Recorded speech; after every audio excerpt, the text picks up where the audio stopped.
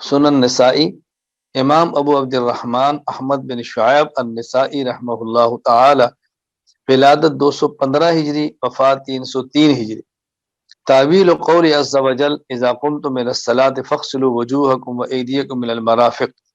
فبه قال اخبرنا قتيبة بن سعيد قال حدثنا سفيان عن الزهري عن ابي سلمة عن ابي هريرة رضي الله عنه ان النبي صلى الله عليه وسلم قال اذا استيقظ احدكم من نومه فلا يغمس يده في وضوئه حتى يغسلها ثلاثا فان احدكم لا يدري اين باتت يده او كما قال۔ حضرت ابو ہریرہ رضی اللہ عنہ سے روایت ہے کہ نبی کریم صلی اللہ علیہ وسلم نے فرمایا، جب تم میں سے کوئی شخص نیند سے بیدار ہو تو اپنا ہاتھ وضو کے پانی میں نہ ڈالے جب تک اسے 3 دفعہ دھو نہ لے، کیونکہ تم میں سے کوئی شخص یہ نہیں جانتا کہ اس کے ہاتھ نے رات کہاں گزاری ہے۔ جب صبح انسان اٹھے تو سب سے پہلے اپنے ہاتھوں کو دھونا، اگر ہاتھوں پر نجاست نہ لگی ہو تو یہ دھونا مستحب اور بہتر ہے۔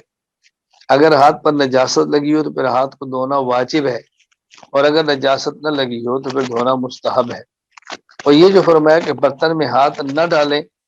یہاں تک اس کو 3 مرتبہ دھو لیں، یہ اس وقت ہے کہ جب برتن چھوٹا ہو اور اس کو الٹا کر پانی نکالا جا سکتا ہو تو پھر بغیر دھوئے ہاتھ اس کے اندر نہ ڈالیں، یا برتن بڑا ہو اور ساتھ چھوٹا برتن موجود ہو، مگا وغیرہ جس کے ذریعے پانی نکالا جا سکتا ہو، ہاتھ کو دھویا جا سکتا ہو، یہ تب ہے۔ اگر برتن بڑا ہو جس کو الٹایا بھی نہ جا سکے اور کوئی وہاں مگ اور کپ نہ ہو جس کے ذریعے پانی نکالا جا سکے تو پھر بغیر دھوئے اس میں سے آپ ہاتھ ڈال کے پانی نکال سکتے ہیں، لیکن شرط یہ ہے کہ ہاتھوں پہ نجاست نہ لگی ہو۔ اگر نجاست لگی ہو پھر کسی بھی طریقے سے اپنے ہاتھوں کو دھونا واجب ہے۔ یہ بات اچھی طرح ذہن نشین فرما لیں۔